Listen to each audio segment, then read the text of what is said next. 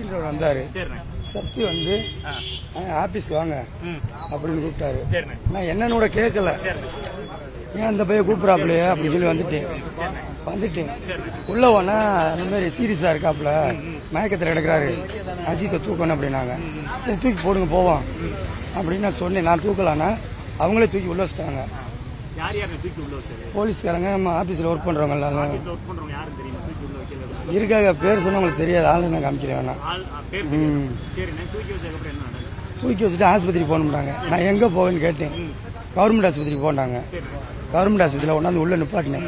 அவங்களே தூக்கிட்டு போயிட்டு உள்ள போயிட்டாங்க. நான் வண்டியை கொண்டாந்து பார்க் பண்ணிட்டு ஓரத்தில் மறுபடியும் இன்னொருத்தர் போலீஸ்காரங்க வந்தாங்க திருப்பண்டசில இருந்து.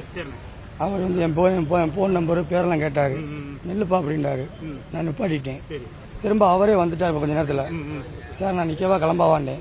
நீ கிளம்பு அப்படின்ட்டு நான் அவரை வீட்டுக்கு போயிட்டேன். அவங்க என்ன பேசினாங்கன்னா அங்கே வந்து இந்த தம்பி இறந்துட்டாப்ல அப்படின்னு மட்டும் சொன்னாங்க. அவங்களுக்குள்ள பேசிக்கிட்டு இருந்தாங்க. அதோட நான் கிளம்பிட்டேன். என்னை போக சொல்லிட்டாங்க.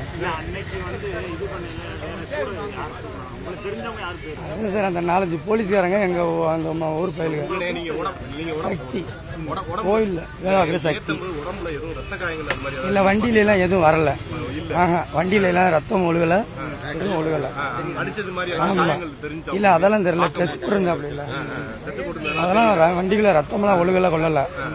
யூரின் எதுவுமே வரல. வண்டிக்குள்ள வரல. வண்டியில நல்லா தெரிஞ்சு கண்ணெல்லாம் மூடித்தான் கிடந்தேன். தூக்கி போட்டாங்க. எனக்கு வக்கீல் கூப்பிட்டாரு சார். அதுக்கு அடுத்து தெரியல சார். நான் போயிட்டேன்ல. இல்ல கையில தூக்கிட்டு போயிட்டாங்கல்ல, உள்ள அவங்க தூக்கிட்டு போயிட்டாங்கல்ல. அதுக்கப்புறம் வந்து நான் போயிட்டேன்ல. 10 நிமிஷம் நின்றேன்.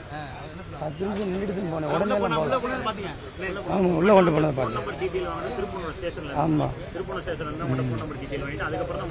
ஆமா சரி சார்.